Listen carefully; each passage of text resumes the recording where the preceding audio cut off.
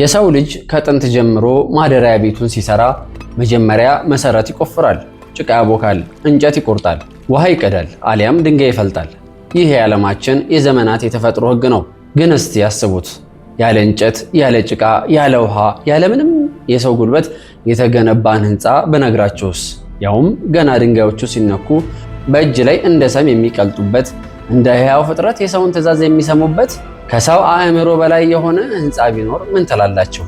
ይህ ከዛሬ 2000 ዓመታት በፊት በምድራችን ላይ የተፈጸመ አባቶቻችን በደማቸው ጠብቀው ያቆዩልን በመጽሐፈ ስንክሳር ተጽፎ የሚገኝ ሊቁ ቅዱስ ያሬድ በዜማ ያመሰጠረው የኢትዮጵያ ኦርቶዶክስ ተዋሕዶ ቤተክርስቲያን ሊቃውንት ከትውልድ ትውልድ ሲያስተላልፉት የኖሩት አማናዊው የቤተክርስቲያናችን ታሪክ ነው። እስቲ ትንሽ ወደ ኋላ እንመለስ። ዘመኑ ጌታችን መድኃኒታችን ኢየሱስ ክርስቶስ ወደ ሰማይ ካረገ በ19ኛው ዓመት፣ እመቤታችን ቅድስት ድንግል ማርያም ካረገች ደግሞ 4ኛው ዓመት ላይ ነው። ስፍራው ፊልጵስዩስ ትባላለች። በመቄዶንያ የሚገኝ የሮማንያ ቅኝ ግዛት የነበረች የንግድ የፍልስፍናና የጣዖት አምልኮ የተንሰራፋበት ታላቅ ከተማ። በዚህችም ከተማ ታላቁ ሐዋርያ ቅዱስ ጳውሎስና በርናባስ ገብተው ወንጌልን ሰበኩ። የከተማዋም ነዋሪዎች የጨለማው አምልኮ ግርዶሽ ተገፎላቸው ብርሃን የሆነውን ክርስቶስን ተቀበሉ። ግን አንድ ትልቅ ፈተና ገጠማቸው። እነዚህ አዲስ ያመኑ ክርስቲያኖች ቀድሞ ዙሃል ለሚባል ታላቅ ጣዖት በየዓመቱ ህዳር 12 ቀን በታላቅ ድምቀት ይሰግዱ ነበር። ታላቅ መቅደስም ነበራቸው። ነገር ግን ያ ጣዖት ፈርሷል፣ ውሸት መሆኑን አውቀዋል። እናም ሐዋርያቱን እንዲህ ብለው ጠየቋቸው። ጣዖት አምልኮን ተዉ ብላችሁ አስተማራችሁ፣ ተው ነው። ግን አሁን የት ሄደን ነው እግዚአብሔርን የምናገኘው? የት ተሰብስበን ነው የምንጸልየው? ስጋውንና ደሙን የት ሆነን ነው የምንቀበለው? እባካችሁ የምንሰበሰብበት የጸሎት ስፍራ ቤተ መቅደስ አዘጋጁልን። ሐዋርያት ደነገጡ። ምክንያቱም የክርስቶስን ቤተ ክርስቲያን የትም ቦታ ዝም ብሎ በሰው ፈቃድ እንደ ተራ አዳራሽ መገንባት አይቻልምና። ቤተ ክርስቲያኒቱ የክርስቶስ አካል ናት። ያለ እርሱ ፈቃድ፣ ያለ እርሱ ትእዛዝ የእግዚአብሔር ቤት ብሎ መገንባት አይገባምና ቅዱስ ጳውሎስና ሐዋርያቱ ለምዕመናኑ አንድ ከባድ መልስ ሰጡ። ይህ በእኛ ፈቃድ የሚፈጸም አይደለም። እናም ሐዋርያቱ ምን አደረጉ? የፈጣሪ ትእዛዝ እንዲገለጥ በአንድነት ሱባኤ ገቡ። የሰማዩን አምላክ ፈቃድ ጠየቁ። እናም ሰማይ ተከፈተ።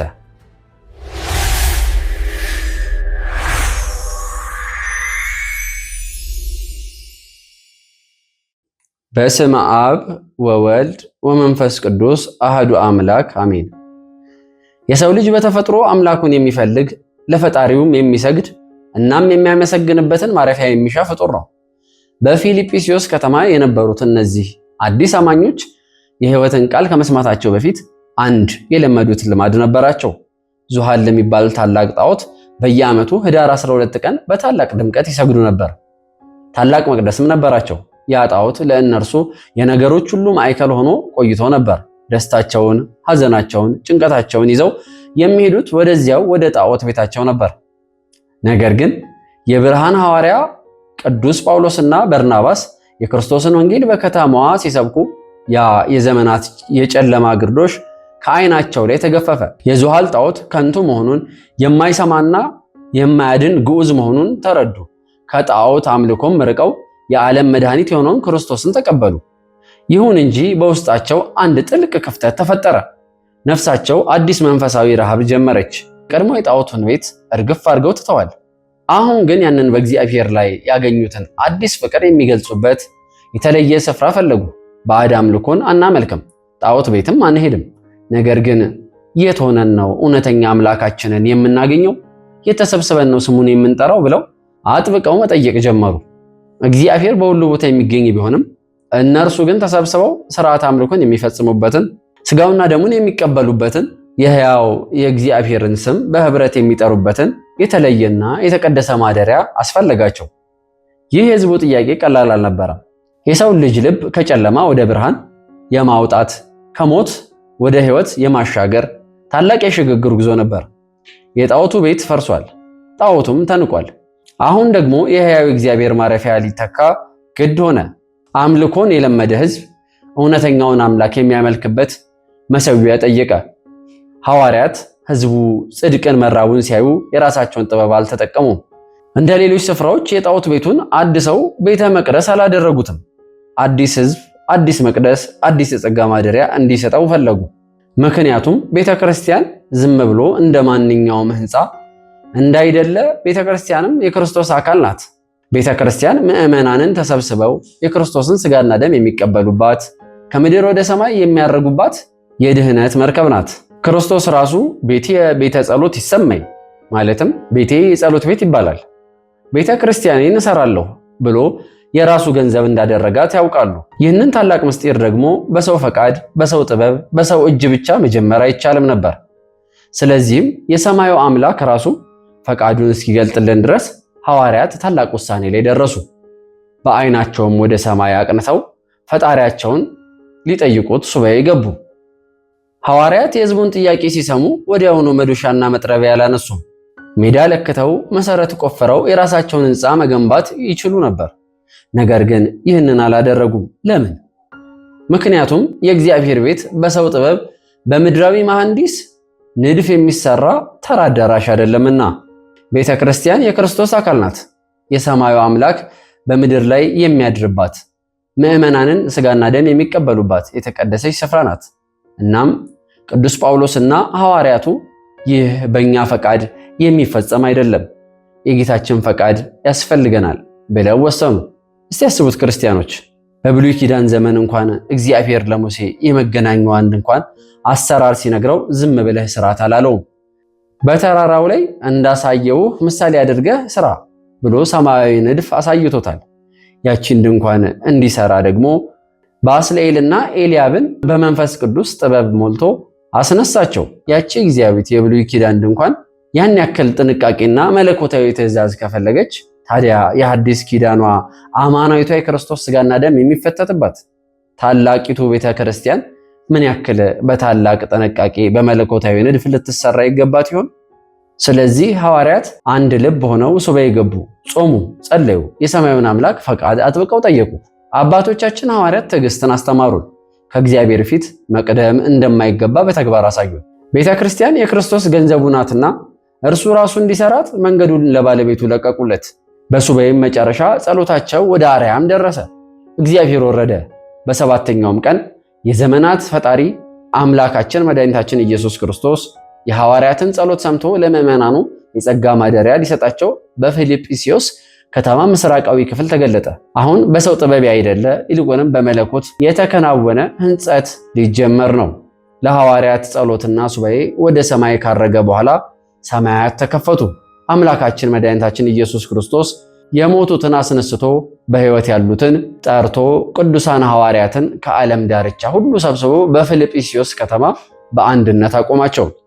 በእናቴ በድንግል ማርያም ስም ከጽንፍ እስከ ጽንፍ የሚሰራውን የአብያተ ክርስቲያናትን ሥራ ላሳያችሁ፣ ሥርዓቱንም ላስተምራችሁ ሰብስቤያችኋለሁ አላቸው። ከዚያም ወደ ከተማዋ ምስራቃዊ አቅጣጫ ይዟቸው ወጣ። በዚያም የሰው ልጅ በሕይወቱ አይቶት የማያውቀው የዓለም ፈላስፎችና ሊቃውንት በእውቀታቸው ሊያብራሩት የማይችሉት ታላቅ ምስጢርን አደረገ። በስፍራው ተራርቀው የነበሩ 3 ድንጋዮችን አቀራረባቸው። ጥቃቅን የነበሩትን ድንጋዮች ታላላቅ አድርጎ አሳደጋቸው። ጌታችን የሕንፃውን ልኬት ራሱ ለካው። ቁመቱንም በ24 ክንድ ወርዱን ደግሞ በ12 ክንድ አድርጎ ለካና ለቅዱሳን ሐዋርያት ሰጣቸው። ክርስቲያኖች እስኪ ይህንን ታምር በህሊናችሁ ሳሉት። ድንጋይ በእጅ ላይ ሲለሰልስ፣ አለት እንደ ውሃ ሲፈስ አይታችሁ ታውቃላችሁ? ከዚህ በኋላ የሆነው ይህ ነው። ሐዋርያት እነዚህን ድንጋዮች በእጃቸው ሲነኳቸው ድንጋዮቹ እንደ ብረት የጠነከሩ እንደ አለት የጸኑ አልነበሩም። ሰም እሳትን ሲያገኝ እንደሚቀልጥና እንደሚለመልም ሁሉ እነዚያ 3 ድንጋዮች በሐዋርያት እጅ ላይ እየተሳቡ እየተለጠጡና እየተቀረጹ መጡ። ያለ መዶሻ ጩኸት፣ ያለ መጥረቢያ፣ ያለ ውሃና ያለ ጭቃ ግድግዳው ቆመ፣ ጣሪያው ተዋቀረ። አምላካችን ራሱ ታላቁ መሐንዲስ ሆኖ ቤተ መቅደሱን 3 ክፍል አድርጎ ሰራው። መቅደስ፣ ቅድስትና ቅኔ ማህሌት አድርጎ ከፈላት። እስቲ ይህንን ጥልቅ ምስጢር አስተውሉ። 3 ድንጋዮች ተቀናጅተው አንድ ሕንፃ ሆኑ። 3 ድንጋዮች የቅድስት ሥላሴ አምሳል ናቸው።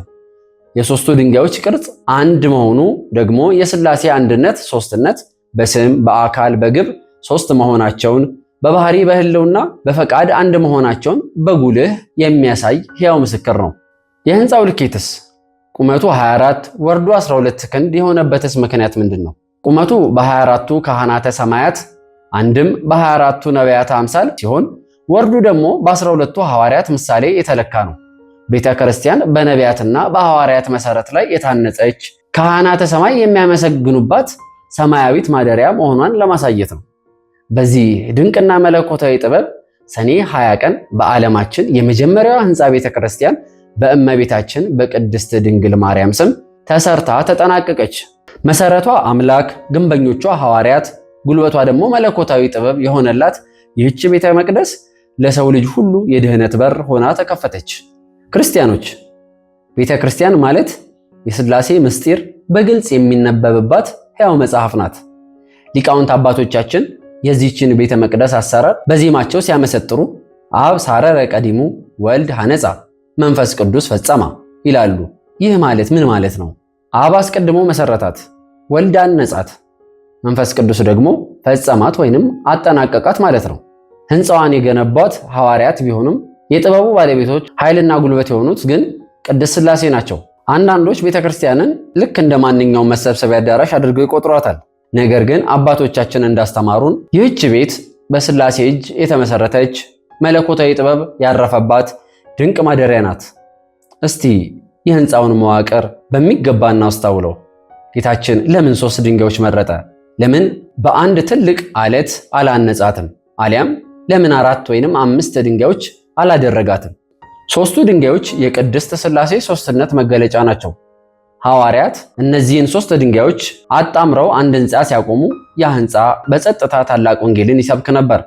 ከ3ቱ ድንጋዮች አንድ ህንፃ መገንባቱ አብ፣ ወልድ፣ መንፈስ ቅዱስ በስም በአካል በግብር 3 ሲሆኑ በባህሪ በህልውና በስልጣን ደግሞ አንድ አምላክ መሆናቸውን የሚያሳይ ሕያው ምስክር ነው። ድንጋዮቹ 3 ናቸው፣ ቤተ መቅደሲቱ ግን አንድ ናት። ሥላሴም 3 ናቸው፣ አምላክነታቸው ግን አንድ ነው። በውስጧስ ብንገባ ቤተ መቅደሲቱ በ3 ክፍሎች ተከፋፍላ ነው የተሰራችው፣ መቅደስ፣ ቅድስትና ቅኔ ማህሌት። ይህም እንዲህ ያለ ምክንያት የተደረገ አይደለም። አንደኛ የታቦተ አዳም፣ የታቦተ ሙሴና የታቦተ ኢየሱስ ክርስቶስ ምሳሌ ነው። ሁለተኛ ደግሞ የሦስቱ ዓለማት ማለትም የኤረር፣ የራማና የኢዮር የመላእክት ከተሞች ምሳሌ ናት። በእነዚህ 3 ክፍሎች ውስጥ 9ኙ የመላእክት ነገዶች ከ9ኙ የማዕረገ ክህነት ማለትም ከመዘምራን እስከ ሊቀ ጳጳሳት ጋር ተስተካክለው ፈጣሪያቸውን ያመሰግናሉ። ታች በምድር ያሉ ካህናት ከላይ በሰማይ ያሉ መላእክት ጋር ህብረት ፈጥረው ጌታቸውን የሚያወድሱባት ስፍራ ናት። ስለዚህም ክርስቲያኖች ወደ ቤተ ክርስቲያን ስትገቡ ግድግዳውን፣ ጣሪያውን፣ በሩን ዝም ብላችሁ አትለፉት። በቤተ ክርስቲያን ውስጥ ያለ እያንዳንዱ ስንዝር ሥላሴን ይናገራል። እያንዳንዷ ማዕዘን የሰማዩን አምላክ ክብር ትመሰክራለች። አዎ ቤተ ክርስቲያን ማለት ሥላሴ የሰሯት፣ ሥላሴ የሚያድሩባት፣ ሥላሴ የሚመሰገኑባት አማናዊትና ሕያው መጽሐፍ ናት። ቤተ መቅደሱ ሰኔ 20 ቀን ተሰርቶ ከተጠናቀቀ በኋላ በማግስቱ ሰኔ 21 ቀን የሰው ልጅ ዓይኖች አይተውት ጆሮዎች ሰምተውት የማያውቁት እጅግ ታላቅና የሚያስፈራ ምስጢር ተፈጸመ። ክርስቲያኖች እስቲ ይህንን ታላቅ ነገር በህሊናችሁ አስቡት። በዚያች ገና አዲስ በሆነች በሐዋርያት እጅ በተገነባች ቤተ መቅደስ ውስጥ በድንገት ከሰማየ ሰማያት ህብስተ ሰማያትና ጽዋ ሰማያዊ ወረደ። አምላካችን መድኃኒታችን ኢየሱስ ክርስቶስ ራሱ ሰራዊ ካህን፣ ቅዱስ ጴጥሮስ ተራዳኢ ካህን፣ ቅዱስ እስጢፋኖስ ዲያቆን አድርጎ ህብስቱን ሊፈትት ጽዋውን ሊያከብር ከሰማይ ወረደ። በዛይ ሰዓት ታቦቱ መንበሩ ማን ነው ቢሉ አምላክን 9 ወር ከ5 ቀን በማህፀኗ የተሸከመች እመቤታችን ቅድስት ድንግል ማርያም አማናዊት ታቦት፣ የህይወት እንጀራ የቀረበባት መሶበ ወርቅ፣ የተባረከች አትሮንስ ሆነች። ቅዱሳን ሐዋርያት ደግሞ በታላቅ ፍርሃትና መንቀጥቀጥ ቆመው ልዑካን አገልጋዮች ሆኑ። የሰማዩ ጌታ በሰራው ምድራዊ መቅደስ ውስጥ በገዛ እጁ ያንን ሰማያዊ ስጋና ደም ለሐዋርያቱ አቀበላቸው። የድህነትን ማህተም የሆነውን ስጋና ደም ከሰጣቸውም በኋላ እምይእዜሰ አንትሙኒ ከመዝ ግበሩ፣ ከዛሬ ጀምሮ እናንተም እንደዚህ አድርጉ ብሎ ታላቅ አደራን ሰጣቸው። ይህ በምድር ላይ በህንፃ ቤተ ክርስቲያን ውስጥ የተፈጸመው የመጀመሪያው የአዲስ ኪዳን ቅዳሴ ነበር። ነገር ግን በዚህች ዕለት የተፈጸመው ድንቅ ነገር ይህ ብቻ አልነበረም። የማዕዱ ሥርዓት ከተፈጸመ በኋላ ጌታችን አምላካችን ኢየሱስ ክርስቶስ የተመረጠውን ሐዋርያ ቅዱስ ጴጥሮስን ጠራው። እጁንም በሊቀ ሐዋርያት በቅዱስ ጴጥሮስ ራስ ላይ ጭኖ በአራቱም ማዕዘን ዓለም ላይ አርካዲዎስ ብሎ ሾመው። ተረጓሚውም ሊቀ ጳጳሳት የሐዋርያት አለቃ ማለት ነው። ይህ ሹመት ብቻ አልነበረም። ከጽንፍ እስከ ጽንፍ የጳጳሳት አለቃ ይሆን ዘንድ ሲሾመው ሰማያውያን መላእክትና ምድራውያን ምእመን በአንድ ድምፅ ይደሎ ይደሎ ማለትም ይገባል ይገባዋል እያሉ 3 ጊዜ አሜን ብለው መሰከሩ። ይህን ሁሉ ስርዓት ከፈጸመ በኋላ ጌታችን ቤተክርስቲያኒቱን ባርኮ ሐዋርያቱን አጽንቶ በታላቅ ክብርና ምስጋና ወደ ሰማይ አረገ። ከዚህችም ቀን ጀምሮ ነው የአባቶቻችን ሐዋርያት በዓለም ሁሉ እየተዘዋወሩ አምላክን በወለደች በእመቤታችን በቅድስት ድንግል ማርያም ስም አብያተ ክርስቲያናትን የሚያንጹት። ቤተክርስቲያን ዛሬም ድረስ ስጋውና ደሙ የሚፈተትባት ሊቃነ ጳጳሳት የሚሾሙባት አማናዊት የድህነት በር የሆነችው በዚህ መለኮታዊ መሰረት ላይ ታንጻ ነው። አሁንም ስሜ ለዘላለም በዚያ ይኖር ዘንድ ይህን ቤት መርጫለሁ ቀድሻለሁም፣ ዓይኖቼና ልቤም ዘወትር በዚያ ይኖራሉ። ሁለተኛው ዜና መዋዕል ምዕራፍ 7 ቁጥር 16። ይህ ንጉሥ ሰለሞን ቤተ መቅደሱን ሰርቶ በጨረሰ ጊዜ እግዚአብሔር የገባለት የኪዳን ቃል ነው። ትርጉሙም እግዚአብሔር በሁሉ ቦታ የሚገኝ ምሉ በኩለሄ ቢሆንም በቤተ ክርስቲያን ግን ልዩ መገኘቱን ክብሩን ይገልጣል። ዓይኖቼ በዚያ ይሆናሉ ማለቱ ቦታውን በልዩ ጥበቃና በበረከት ይመለከተዋል ማለት ነው። ጆሮቼ የተከፈቱ ይሆናሉ ማለቱ በዚያ ስፍራ የሚቀርበውን የልመና የሰላምታና የንስሐ ጸሎት በፍጥነት ለመስማትና ለመመለስ እግዚአብሔር ሁልጊዜ ዝግጁ ነው ማለት ነው። ከዓለም ጫጫታና ጭንቀት ርቀው ወደ ቤተ ክርስቲያን በመጡበት ጊዜ የእግዚአብሔር ዓይንና ጆሮ ወደ እነርሱ ስለሚመለከት ፍጹም ሰላምና መጽናናትን ያገኛሉ። ክርስቲያኖች አሁን ከታሪኩ ገጽታ ወጣ ብለን ወደ እጅግ ጥልቁና ረቂቅ ነገረ መለኮት ባህር እንሻገር። እስካሁን የሰማነው በፊልጵስዩስ ስለታነጸችው ሐዋርያት ስለሰሯት ሕንፃ ቤተ ክርስቲያን ነው። ነገር ግን በምድር ላይ አምላክን የተቀበለች የመጀመሪያዋ ቤተ መቅደስ ይህች ሕንፃ እንዳትመስላችሁ ከድንጋይ ከእንጨት ወይንም ከወርቅ የተሰራች የትኛውም ምድራዊ ሕንፃ የሰማዩን አምላክ ልትሸከመው አትችልም። ታዲያ የመጀመሪያዋ አማናዊቷና እውነተኛዋ የእግዚአብሔር ቤተ መቅደስ ማናት? የዓለሙ ፈጣሪ ከሰማየ ሰማያት በወረደ ጊዜ ማደሪያ ያደረጋት ብቸኛዋና ንጽሕቷ ቤተ መቅደስ እመቤታችን ቅድስት ድንግል ማርያም ናት። እስቲ ነቢዩ ኢሳይያስን እናስታውሰው። በትንቢቱ ምዕራፍ 6 ላይ ሱራፌልና ኪሩቤል ቅዱስ ቅዱስ ቅዱስ እያሉ ሲያመሰግኑ ያ መቅደሱ እስኪናወጥ ድረስ የተሰማው ታላቅ የምስጋና ድምፅ በየትኛው መቅደስ ውስጥ ይመስላችኋል? በኢየሩሳሌም በነበረው በዚያው በፈረሰው መቅደስ ውስጥ እንዳይመስላችሁ። ኢሳይያስ ያንን የሱራፌልን የምስጋና ድምፅ የሰማው መለኮት ለመጀመሪያ ጊዜ ባረፈባት በእመቤታችን በቅድስት ድንግል ማርያም ማህፀን ውስጥ ነው። ያ የሰማየ ሰማያት ምስጋና፣ ያ የቅዳሴ መላእክት ድምፅ የተሰማው በእርሷ ማደሪያነት ነው። አምላክ በኩነት የተገለጠው ከእርሷ ስጋና ነፍስ ነስቶ ነውና ሊቃውንት አባቶቻችን ይህንን የእመቤታችንን ማኅደረ መለኮትነት ወይንም የአምላክን ማደሪያነት ሲገልጹ አንድ እጅግ ልብን የሚመስጥ አስገራሚ ምስጢር ይነግሩናል። እመቤታችን ገና በልጅነቷ በቤተ መቅደስ ውስጥ ታገለግል በነበረበት ጊዜ ሐርና ወርቅ ትፈትል ነበር ይላሉ። እስቲ ቆም ብላችሁ አስቡት። ጥጥ ይፈተላል፣ ሐር ይፈተላል። ወርቅ ግን እንዴት ሊፈተል ይችላል? ወርቅ ቀልጦ ይሰራል፣ አይፈተልም። ታዲያ ይህ ዝም ብሎ የተነገረ ነገር አይደለም። ይህ እኮ ታላቅ የሃይማኖት ምስጢር ነው። በቤተ ክርስቲያናችን ጥልቅ ትርጓሜ ወርቅ የነገረ መለኮት ወይንም የአምላክነት ባህሪ፣ ሐር ደግሞ የነገረ ትስብእት ማለትም የሰው ልጅ ባህሪ ምሳሌ ነው። እመቤታችን ሐርና ወርቁን በአንድነት ፈተለችው ማለት የሰማዩን አምላክ ረቂቅ መለኮት ከምድራዊው የሰው ልጅ ባህሪ ጋር ማዋሃዷን የሚያሳይ ታላቅ ምስጢር ነው።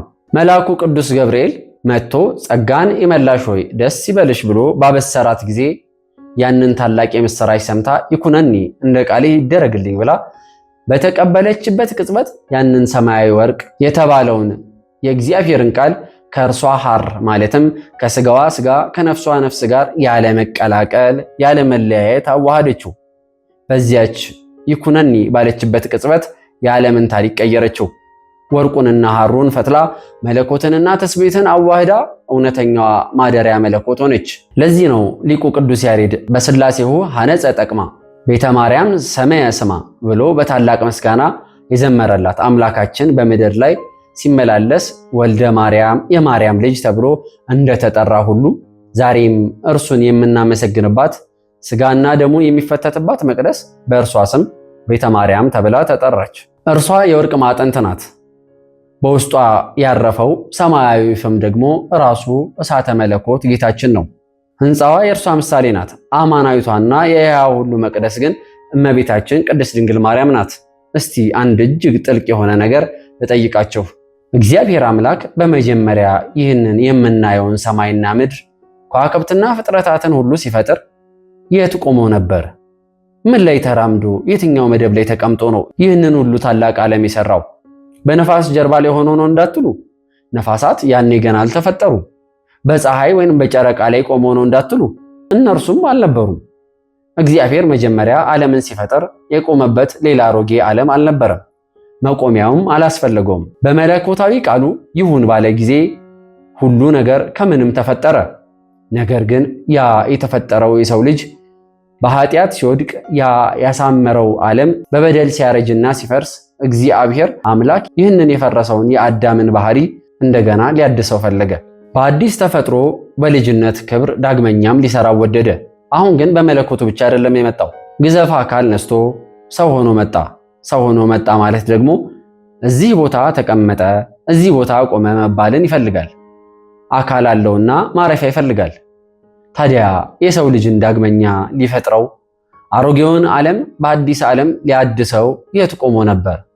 ክርስቲያኖች ልብ ብላችሁ ስሙኝ። ይህ ምስጢር እጅግ ልብን የሚነካ ስሜትን የሚያናውጥ ነው። እግዚአብሔር እኛን እንደገና ሊፈጥረን የቆመው በእመቤታችን በቅድስት ድንግል ማርያም ማኅፀን ላይ ነው። አዎ በእርሷ አቅፍ ላይ ተቀምጦ ነው ዓለምን ያደሰው። አንድ ሸክላ ሰሪ አዲስ ዕቃን ለመስራት መጀመሪያ መደቡን አጽንቶ መስሪያውን አስተካክሎ እንደሚጀምረው ሁሉ የሰማዩ አምላክ የፈረሰውን የሰውን ልጅ ባህሪ እንደገና ለመስራት አስቀድሞ እመቤታችንን አጸናት። በእርሷም ላይ ሆኖ ዓለሙን ሰራ። እስቲ በአይነ ህሊናችሁ ተመልከቱት። የዓለማት ፈጣሪ በድንግል ማርያም ጀርባ ላይ በዘባነ ማርያም ታዝሎ ግብፅ ወረደ። ግብፃውያን ከጣዖት አምልኮ አድሶ አዲስ ፍጥረት ሊያደርጋቸው፣ ሊሰራቸው፣ ሊያበጃጃቸው ሲሄድ እንደ ሕንፃ ታቅፋው የነበረችው እርሷ ናት። በአጭር ቃል እግዚአብሔር ዓለሙን ዳግመኛ እንደሰራ እመቤታችን ቅድስት ድንግል ማርያም ለእርሱ ዓለም የሆነችው የቆመባት ምድሩን ያረፈባት ማደሪያው የታዘለባት ሰረገላው ሆነች። በዚህም ምክንያት ነው እርሱ በሰውነቱ ያቀረበልንን ያንን የሕይወት መስዋዕት የምንቀበልበት እርሱን የምናገለግልበት ሕንፃ ቤተ ክርስቲያን ሁሉ የእርሱ የመጀመሪያ ማደሪያ በሆነችው በእናቱ ስም የተጠራው። ቤተ ክርስቲያን የክርስቶስ አካል የእመቤታችን ምሳሌ ናት የምንለው ዓለም የታደሰችው ፍጥረት ዳግም የተፈጠረው በእርሷ ላይ ስለሆነ ነው። ታዲያ የመጀመሪያዋና አማናዊቷ ቤተ መቅደስ እመቤታችን ቅድስት ድንግል ማርያም ከሆነች፣ ሶስተኛው ደግሞ ገብተን የምንጸለይበት ስጋውና ደሙን የምንቀበልበት ያ ሕንፃ ቤተ ክርስቲያን ከሆነ ታዲያ በመካከል ያለው ሁለተኛው ቤተ መቅደስ ማን ነው? ሁለተኛው ቤተ መቅደስ የሰው ልጅ ነው። ሁለተኛው ቤተ መቅደስ አሁን ይህንን ቃሌን የምትሰማው አንተ ነህ፣ አንቺ ነሽ። አዎ እኛ ክርስቲያኖች ሁለተኛው የእግዚአብሔር ማደሪያዎች ነን። ይህንን ስንል ዝም ብለን ቃላት አሳምረን ስሜትን ለማስደሰት ብለን የምንናገረው እንዳይመስላችሁ። ይህ አምላካችን በጸጋ የሚያድርብን መንፈስ ቅዱስ ቤቴ ብሎ የሚኖርብን ሕያዋን መቅደሶቹ መሆናችንን የሚያረጋግጥ ታላቅ መለኮታዊ እውነት ነው። ሁላችንም በክርስቶስ አምነን በ40 በ80 ቀን ሥርዓተ ጥምቀት ስንፈጽም የመለኮትን ባህሪ በጸጋ እንካፈላለን። ሥጋና ደሙን በተቀበልን ጊዜ ደግሞ የእግዚአብሔር ማደሪያ የጸጋው ግምጃ ቤት እንሆናለን። እስቲ አንድ ነገር ላስታውሳችሁ። በወንጌል ላይ 12 ዓመት ሙሉ ደም እየፈሰሳት በደዌ ትሰቃይ የነበረች ያቺ ሴት የልብሱን ዘርፍ ማለትም የልብሱን ጫፍ ብቻ የዳሰስኩ እንደሆን እድናለሁ ብላ በታላቅ እምነት ከኋላ ተጠግታ የክርስቶስን ልብስ ስትነካ አልዳነችምን? ወዲያውኑምስ ተፈውሳ አልሄደችምን? እስቲ በጥልቀት አስቡት። የለበሰው ልብስ የልብሱ ጫፍ እንዲህ ከፈወሰ፣ እንዲህ ከደዌ ነፃ ካወጣ፣ እኛ ደግሞ ምን አደረግን? እኛን እኮ የገዛ አካሉ አድርጎናል። እርሱ ራስ ሆኖ እኛን የአካሉ ክፍሎች አድርጎናል። ይህ ማለት ምን ማለት ነው? ፈጣሪያችን ከለበሰው ልብስ ይልቅ እኔና እናንተን አክብሮናል ማለት ነው። ከዚህም የተነሳ ማንም ቢሆን አንዱን ክርስቲያን ሲነካ ክርስቶስን የነካ ያክል ነው። አንተን ሲያሳዝኑ፣ ሲያንገላቱ፣ ክብርህን ሲያዋርዱ አንተን ብቻ የነኩ እንዳይመስልህ፣ የክርስቶስን አካል ነው የነኩት። ምክንያቱም ማንም ሰው እግሩ ወይንም እጁ ሲመታ ራሱ ወይም ጭንቅላቱ ዝም ብሎ አያይም። ህመሙ ይሰማዋል፣ ይጮሃል። ክርስቶስም እንዲህ ነው። እርሱ ራሳችን ነው፣ እኛ ደግሞ ቤተ መቅደሱ ነን። በምድር ላይ ስራውን የሚሰራው ፈቃዱን የሚፈጽመው በእኛ በኩል ነው። ስለዚህ ወንድሜ እባክህ ራስህን አታቃል። አንተ የፈረሰ የወደቀ ዋጋ የሌለህ ማንም እንደፈለገ የሚጫወትብህ ተራቃ አይደለህም። አንተ በክርስቶስ ክቡር ደም የተዋጀህ መንፈስ ቅዱስ ያደረብህ የሰማዩ አምላክ የሚመሰገንብህ፣ የሚቀደስብህ፣ የሚከብርብህ ሁለተኛው ቤተ መቅደስ ነህ። ቅድም በታሪካችን ውስጥ ምን አልኳችሁ? አምላካችን እግዚአብሔር አሮጌውን በኃጢአት የፈረሰውን ዓለም ዳግመኛ አዲስ አድርጎ ሲሰራው ያንን የወደቀውን የአዳምን ባህሪ ሲያድሰው የት ቆሞ ነበር አልኩ? የት ተቀምጦ ነበር ዓለምን ያደሰው? በእመቤታችን በዚያችን ንጽሕት ማደሪያ በዘባነ ማርያም ላይ ቆሞ ነው። አንተም ዛሬ ሕይወትህ ቢፈርስ፣ ተስፋህ ቢጨልም፣ በኃጢአት ብትቆሽሽ፣ መቆሚያ ብታጣ ማን ያነሳኛል፣ ማን ያጠግነኛል ብለህ አትዘን፣ አትጨነቅ። መጀመሪያ ወደ እናትህ ተመለስ፣ ወደ አማናዊቷ መቅደስ፣ ወደ ቤተ ክርስቲያንና እናታችን ቅድስት ድንግል ማርያም የፈረሰውን የሚጠግን፣ የወደቀውን የሚያነሳ፣ የቆሸሸውን የሚያነጻ አምላክን ታቅፋለችና ወደ እርሷ ጉያ ተጠጋ። እመቤታችን በቤተ መቅደስ ይኩነኒ እንደ ቃልህ ይደረግልኝ ብላ አምላክን እንደተቀበለች አንተም ዛሬ በእንባ ሆነ ልብህን ከፍተህ አባቴ ሆይ ይሁንልኝ፣ ማረኝ፣ እንደገና አድሰኝ፣ ስጋና ደምህን ተቀብዬ ሕያው መቅደስ ልሁን ብለህ ተመለስ። የሰማዩ አምላክ ግን የፈረሰውን የሕይወትህን መቅደስ ያለ ጭቃና ያለ እንጨት የፊልጵስዩስ ቤተ ክርስቲያንን እንዳነጸ ያንተንም ሕይወት ዳግመኛ አዲስ አድርጎ ይሰራዋል። አንተ ማለት የእግዚአብሔር ማደሪያ፣ ክርስቶስ በክቡር ደሙ የዋጀህ የገዛህ፣ በዓለም ላይ ካለ ከማንኛውም ሕንፃ የምትበልጥ ክቡር ሕያው ቤተ መቅደስ ነህ። እንግዲህ ክርስቲያኖች ይህች ቤተ ክርስቲያን ዝም ብላ በዋዛና በፍልስፍና የተመሰረተች አይደለችም። ስለዚህም ቅድስት ቤተ ክርስቲያን አበው ቅዱሳን ጻድቃን ሰማዕታት በድንጋይ ተወግረዋል፣ በእሳት ተቃጥለዋል፣ በመጋዝ ተተርትረዋል፣ በሰይፍ ተሰንጥቀዋል። የዓለም መድህን መድኃኔ ዓለም ክርስቶስ በክቡር ደሙ የመሰረታት በመለኮት እጁ ያነጻት ናት። ለዚህ ነው ጌታችን በቅዱስ ወንጌሉ የገሃነም ደጆች አይችሏትም ብሎ የተናገረላት። አዎ የገሃነም ደጆች አይችሏትም። ማዕበል ሊነሳ ይችላል፣ ንፋስ ሊያወዛውዝ፣ ሐሰተኛ ትምህርት ሊበዛ፣ ዘመን ሊለዋወጥ ይችላል። ይህች ቤተ ክርስቲያን ግን ከቶ አትናወጥም። መሰረቷ ክርስቶስ ነውና አትፈርስም። ስለዚህም ወንድሜ፣ ስለዚህም እህቴ እምነትህን አጽና። አንቺም በቆምሽበት እውነት ላይ ጽኚ። ማንም ሊያታልላችሁ፣ ተስፋ ሊያስቆርጣችሁ አይገባም። የዚህች ታላቅ እናት፣ የዚህች የማትናወጥ ቤተ ክርስቲያን ልጆች መሆናችሁን አጥብቃችሁ ያዙ። አደራ ቤተ መቅደሳችሁን አታርክሱ። በጥርጥር ሞት አትሙቱ። ተስፋ አትቁረጡ። የእግዚአብሔር ሕያው ማደሪያ መሆናችሁን አውቃችሁ በንስሐ ታጥባችሁ ወደ እናታችሁ ወደ ቀደመ ክብራችሁ ተመለሱ። የኢትዮጵያ ኦርቶዶክስ ተዋሕዶ ቤተ ክርስቲያን ታሪክና ምስጢር እንደ ውቅያኖስ ጥልቅ እንደ ሰማይ ሰፊ ነው። ዛሬ የሕንጸተ ቤተ ክርስቲያንን የሰኔ 20 እና 21 ታላቅ ምስጢር በአንድነት አየን። ነገር ግን ይህ መጀመሪያ እንጂ መጨረሻ አይደለም። ይህ መንፈሳዊ ትምህርት የነፍስ ስንቅ ከሆናችሁ ቪዲዮውን ላይክ በማድረግ ለሌሎች ወንድምና እህቶችም እንዲደርስ የበኩላችሁን ድርሻ ተወጡ። የይባቤ ሚዲያ ቤተሰብ በመሆን ቻናላችንን ሰብስክራይብ በማድረግ 10,000 ቤተሰብ ለመድረስ የጀመርነውን ይህንን የተቀደሰ ጉዞ አሁኑኑ ተቀላቀሉ። አብረን እንማማር። በአባቶቻችን እውነት ላይ አብረን እንጽና።